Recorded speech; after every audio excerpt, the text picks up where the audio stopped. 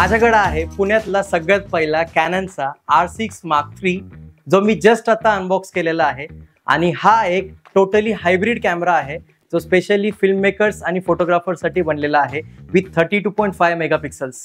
R6 Mark III R series मधला हा पहिला कॅमेरा आहे ज्यामध्ये ओपन गेट हा फीचर दिलेला आहे.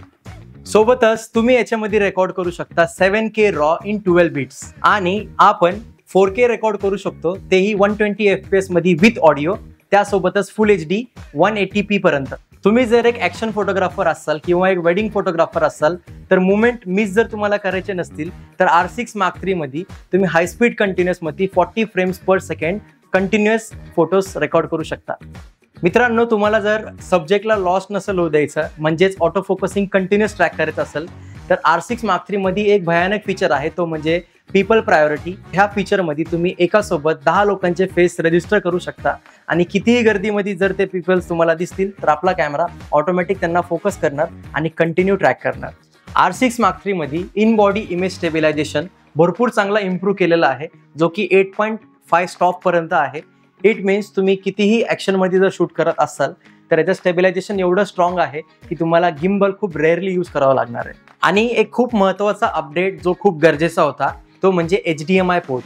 R6 Mark III मध्ये आपल्याला फुल HDMI पोर्ट दिलेला आहे ज्याचा यूज करून आपण ऑनलाईन व्हिडिओसुद्धा रेकॉर्ड करू शकतो आणि स्ट्रीमिंगसुद्धा करू शकतो आणि आपला कॅमेरा कुठेही कनेक्ट करू शकतो.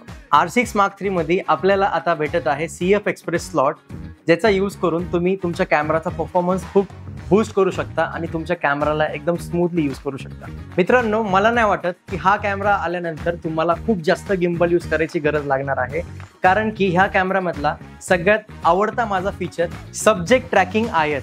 म्हणजे तुम्ही जर एखाद्या व्यक्तीचा हँडल शूट करताय आणि तुमचा सब्जेक्ट फ्रेममध्ये आहे तर मुव्हिंग शॉट घेताना सुद्धा तुमचा कॅमेरा कंटिन्युअसली सब्जेक्टला ट्रॅक करतो आणि विदाऊट फ्रेमला क्रॉप करता तुम्हाला एकदम स्मूथ फुटेज देतो, तेही एकदम स्टेबल.